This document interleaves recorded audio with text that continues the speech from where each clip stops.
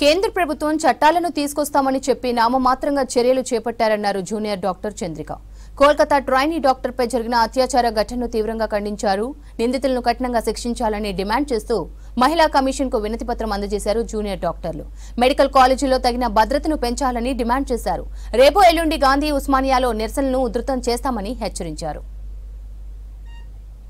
ఈ రోజు Telangana women's cell commission chairman గారిని కలవడం జరిగింది. ఎందుకు కలిసామంటే కోల్కతాలో జరిగిన దాడిని దృష్ట్యా ఇక్కడ మనము స్టేట్ వైజ్ గా మెడికల్ ఓపీ ఇంకా ఎలెక్టివ్ సేవలు బంద్ చేయడం జరిగింది. దాని దృష్ట్యా ఇక్కడ ఉమెన్స్ కి పర్టికులర్ గా ఉమెన్ డాక్టర్స్ కి ఎలాంటి సేఫ్టీ మెజర్మెంట్స్ ఉన్నాయి, ఇంకా కొత్తగా ఏమేమి కావాలి అని చెప్పి మేడం మాతో చర్చించడం జరిగింది.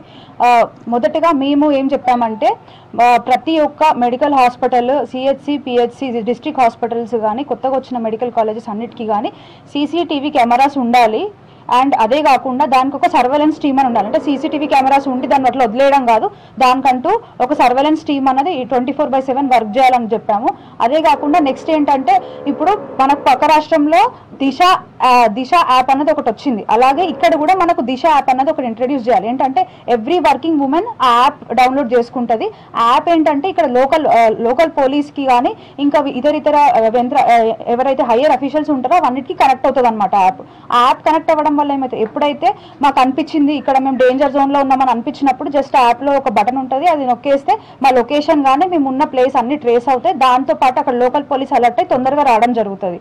అదే కాకుండా ఈ స్పెషల్ ప్రొటెక్షన్ ఫోర్స్ ఏదైతే 2019 ఎపిడమిక్ టైంలో స్టేట్ గవర్నమెంట్ తీసుకొచ్చారో 164 మెంబర్స్ని ఎస్పీఎఫ్ వాళ్ళని రిక్రూట్ చేయడం అన్నది అది ఓన్లీ పేపర్ల వరకే పరిమితమైంది. ఇప్పుడు మేము దాన్ని ఏంటంటే ఇంప్లిమెంట్ చేయమని చెప్పి రిక్వెస్ట్ చేసుకున్నాము.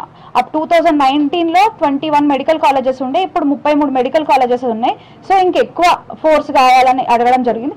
ఫోర్స్ వాడమే కాదు, ఏదో ప్రైవేట్ సెక్యూరిటీ సిబ్బందిని తెచ్చి పెట్టడం కాదు. అక్కడ మాకు పర్ఫెక్ట్గా సెంట్రల్ ఫండెడ్ అన్నా, centrally funded like CSF or SPF అన్నా, లేకపోతే స్టేట్ ఫండెడ్ పోలీస్ అఫీషియల్స్ అన్నా కావాలి. అంటే కానిస్టేబుల్స్ కన్నా ఎస్ఐస్ అన్నా ఆ లెవెల్ ఆ క్యాడర్ వాళ్ళే కావాలి. ఏదో ప్రైవేట్ సెక్యూరిటీ అని చెప్పి వాళ్ళని పెట్టి వాళ్ళు కనీసం 5 మంది